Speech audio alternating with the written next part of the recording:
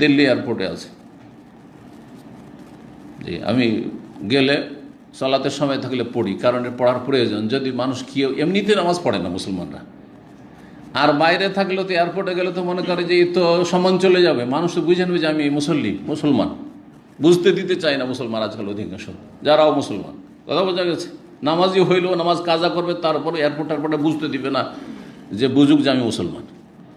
চেহারা দেখেও চেনা যায় না, লেবাস পোশাক দেখেও চেনা যায় না, ও নামাজও পড়বে না যাতে চিনতেই না পারে কেউ।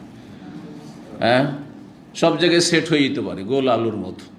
ইহুদি নাসারার সাথে সেট হয়ে যেতে পারে, আর খ্রিস্টানের সাথে সেট হয়ে, হিন্দুর সাথে সেট হইতে পারে, বুদ্ধিস্টদের সাথে সেট হইতে পারে, নাস্তিকদের সাথে সেট হইতে পারে, মুসলিমদের সাথে সেট হইতে পারে। টুপি লাগিয়ে এলো, পাঞ্জাবি পরে নিল, জুমার দিন নামাজ পড়ে মুসলিমদের সাথে সেট হয়ে গেল। হচ্ছে না? তো গোল আলু জনগণও আছে, আর গোল আলু আজকাল বক্তাও আছে।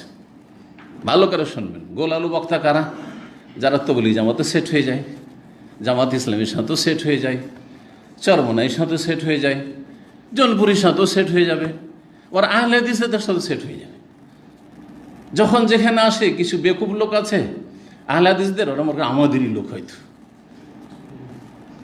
ওয়াইদা খালাওয়ালা শায়াতিনহিম কালু ইন্না মাআকুম, যখন তাদের শয়তানদের সাথে, বেদাতীদের সাথে যখন একত্রিত হয়, আছি তোমাদের সাথে, অন্তরঙ্গ তাদের সাথে, সাবধানীদের থেকে। জি, এদের মধ্যে নিফাক রয়েছে, সতর্ক, সাবধান। জি, তো জনগণ আপনারা গোল আলু হবেন না, আর বক্তা আলেম গোল আলু থেকে সাবধান, নিজেরাও গোল আলু হওয়া থেকে সাবধান।